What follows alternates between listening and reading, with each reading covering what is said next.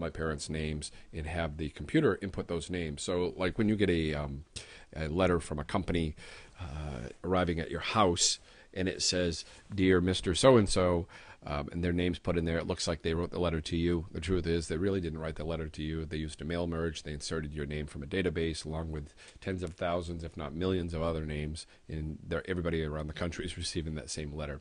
So it's a powerful feature. If you wanted to do, let's say, print out documents with students' names already on them, you could do that. We will cover that in an advanced feature. Find. You can find information within a document.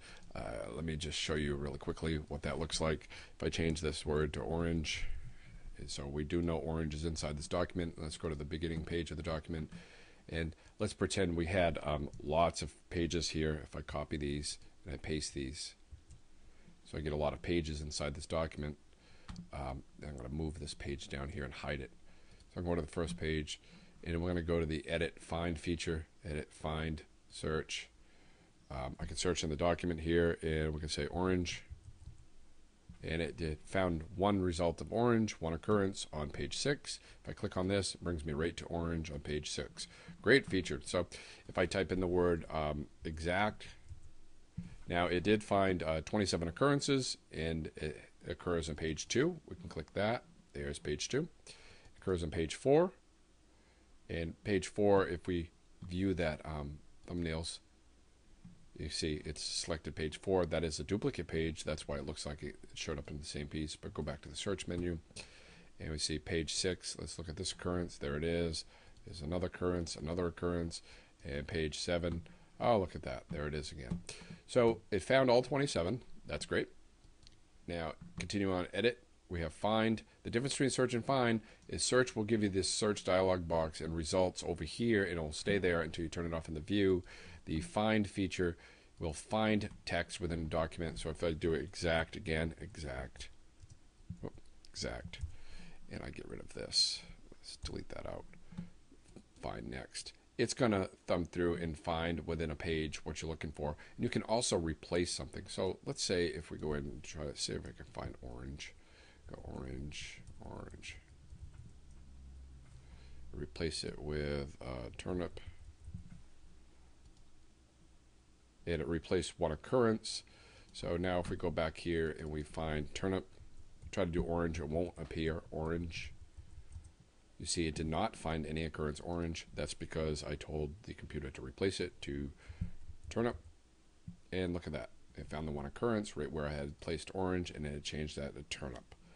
So another feature really quick on search, we can search match case, whole words.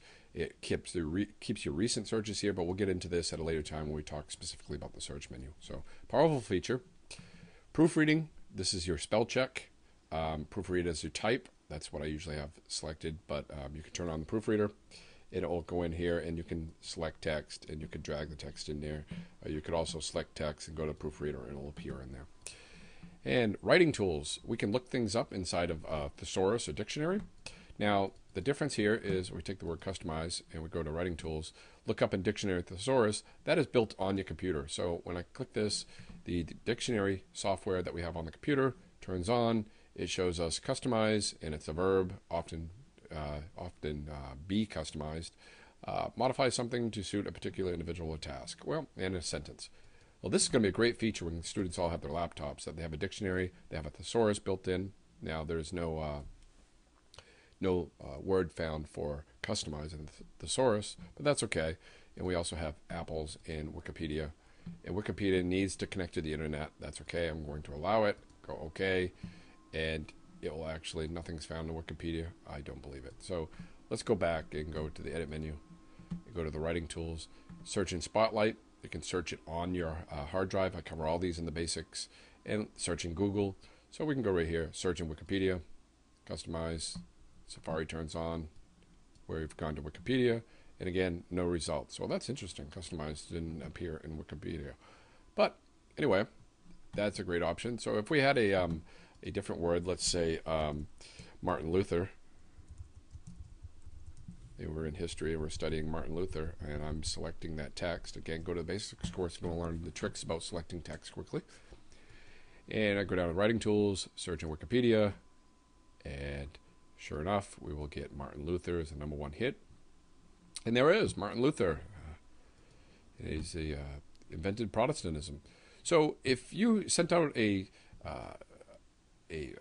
Pages document to students to review with some information that you've looked up on the internet or you've put together, compiled the stuff you want them to learn, and they're reading along inside this text and they don't know who Martin Luther is, they can select that, go to Edit, Writing Tools, and search that in Google, search it in Wikipedia. It allows them to quickly just go out and grab that text and grab the information. It puts the point of learning right at their fingertips, which is a fabulous option for students. I mean, it really accelerates their learning. Shows statistics. Statistics are inside the document. We'll cover this at a later time. But in this case, it says that Martin Luther is, because I have this selected, is 2 words, 13 characters long. So if I click outside of this, it does the whole document. We have the number of words, 301 words in this document, 7 pages, 49 lines, how many characters. So if you're looking for a 2,000-word essay, guess what, teachers? You don't actually have to count the words anymore. You don't have to count the pages. It's all built right into the features of the Pages application. So I'm going to close the inspector out here. We'll cover that at a later time, inspector. And coming on down, the final piece is special characters. Special characters is where you will find all those characters that are not normally on the keyboard, but they're important things to use. I would suggest that you use the search function of the special characters to find what you're looking for. If I wanted the copyright symbol, I type in COPY, and it's already found copy because it's using the same search engine that's built into the operating system. Say the copyright sign. So I'm going to go ahead and select, double click that. You can see here it brings me right to miscellaneous, and I can double click this, or I can just hit the insert, and if we find where we left our cursor here, put it right after Martin Luther. Say he's a copywriter's name, and you can see it's appeared there. We also have some great little icons here we can put in here if you wanted to put the cut in a pencil or a snowman. So there's some interesting little characters here, and you can increase the size of these characters if you want them to appear. So it's kind of cute. I don't know how you would really use that inside of a student's worksheet if you're building it. Checkboxes if you wanted students to check things off. And again, we have math if we wanted to type in okay, so if we type in, let's say pound for the British pound, O-U-N, and sure enough, I haven't even finished the word pound. It has gone out and found pound. I double click on pound, brings me right to that Latin character, and there is the pound sign. So I can go ahead and insert that right into my document. Insert, click down here, there we go, insert, and we're getting the British pound symbol. So those are your special characters. Under Edit, Special Characters. And that's it for the Edit menu. Come on back, and we will talk about the Insert menu.